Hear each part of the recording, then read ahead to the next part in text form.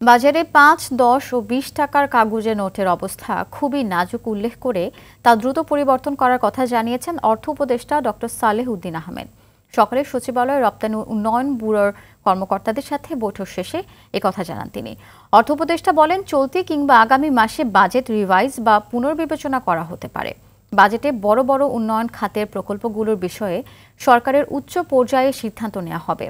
কালো টাকা সাদা করার সুযোগ বন্ধ করে দিয়েছেন জানিয়ে জিডিপির বাস্তব সংখ্যা কত তা জানার কাজ চলছে বলে জানান অর্থ উপদেষ্টা।